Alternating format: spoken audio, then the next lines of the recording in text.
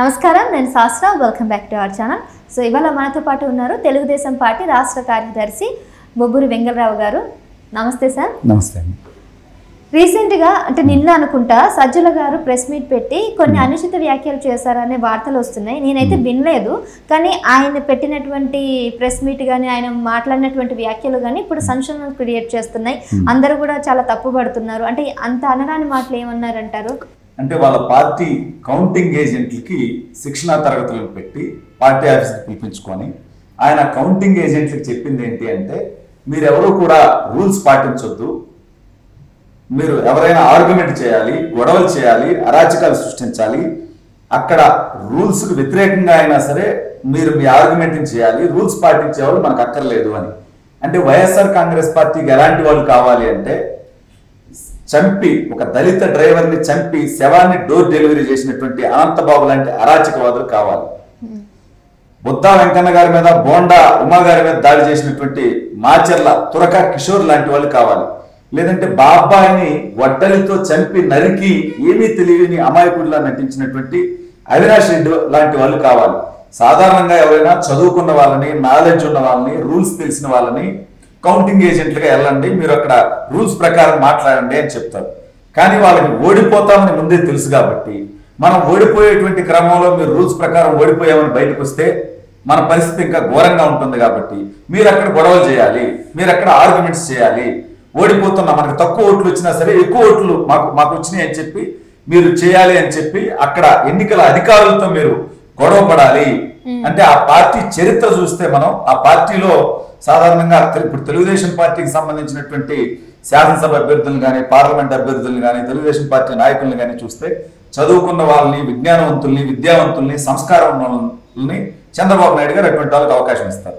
జగన్మోహన్ రెడ్డి ఎవరన్నా ఆ పార్టీలో అవకాశం కావాలి అంటే వాడు ఒక దొంగ అయి ఉండాలి, దోపిడీదారుడై ఉండాలి, మర్డర్లు చేసి ఉండాలి, మానభంగాలు చేసి ఉండాలి, అవినీతి చేసి ఉండాలి, అరాచకం చేయగలిగి ఉండాలి. అటువంటి వాళ్ళకే వైఎస్ఆర్ కాంగ్రెస్ పార్టీలో అవకాశాలు ఉంటాయి. అందుకని సజ్జల రామకృష్ణారెడ్డి నేను వాళ్ళ పార్టీ వాళ్ళతో కౌంటింగ్ ఏజెంట్లతో మీటింగ్ పెట్టుకొని నిస్సిగ్గుగా, నిర్లజ్జగా మీరు రూల్స్ పాటించొద్దు అని చెప్తా ఉన్నాడు. సరే, ఈ సజ్జల రామకృష్ణారెడ్డి ఎవడు? వీడు వైఎస్ఆర్ కాంగ్రెస్ పార్టీ అంటే పార్టీ సంగతి పక్కన పెడితే ప్రభుత్వ సలహాదారుగా రాష్ట్ర ప్రజలు కట్టేటువంటి పన్నుల నుంచి జీతం తీసుకుంటా ఉన్నాడు.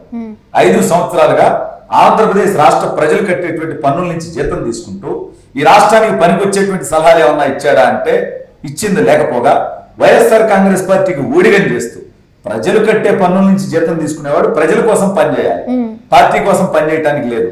కానీ అవన్నీ అతిక్రమించి మేము చట్టాలకు అతీత్వం, మేము రాజ్యాంగాన్ని పాటించం, మేము ప్రజాస్వామ్యాన్ని గౌరవించం అన్న విధంగా ఈ సజ్జల రామకృష్ణారెడ్డి అనేటువంటి వ్యక్తి, అసలు ఇతనికి ఏం సంబంధం?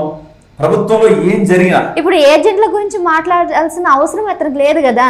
కౌంటింగ్ విషయంలో సలహాదారుగా ఉండి అసలు అలా మాట్లాడడానికి అతనికి అర్హత లేదు. అసలు ఆ పార్టీ ఎమ్మెల్యే అభ్యర్థులో, లేకపోతే మంత్రుల్లో, మాజీ మంత్రుల్లో, జగన్మోహన్ రెడ్డో ఆ పార్టీ పదవుల్లోనో ఎవరైనా మాట్లాడుకోవచ్చు. ఇతను ప్రభుత్వ సలహాదారుగా ఉండి సిగ్గు లేకుండా వాళ్ళ పార్టీ ఏజెంట్లుగా కూర్చునే వాళ్ళని రెచ్చగొడుతున్నాడు.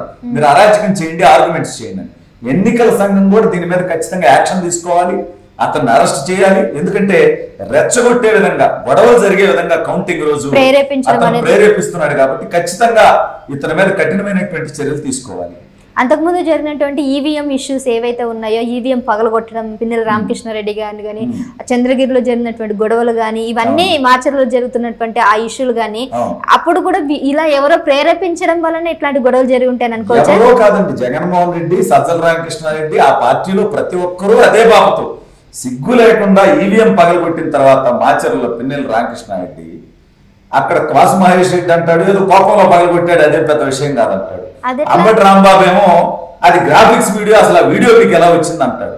ముందు తప్పు చేసిన వాడి మీద ప్రజాస్వామ్యంలో ఈవీఎం పగలగొట్టి ప్రజలు ఇచ్చేటువంటి తీర్పుని గౌరవించిన వాడిని చర్యలు తీసుకోండి, అరెస్ట్ చేయండి అని చెప్పకుండా దాన్ని కూడా సమర్థించేటువంటి దౌర్భాగ్యమైనటువంటి స్థితికి చంద్రగిరిలో వాళ్ళు ఎక్కడైతే ఈవీఎంలు భద్రపరిచారో స్ట్రాంగ్ రూముల దగ్గర వైసీపీ వాళ్ళంతా తిరుగుతూ ఉంటే తెలుగుదేశం పార్టీ అభ్యర్థి పులివర్తి నాని గారి మీద చెవిరెడ్డి పంపించినటువంటి గూండాలు దాడి చేస్తే వాళ్ళ మీద కూడా సరైన చర్యలు తీసుకున్నటువంటి పరిస్థితి లేదు.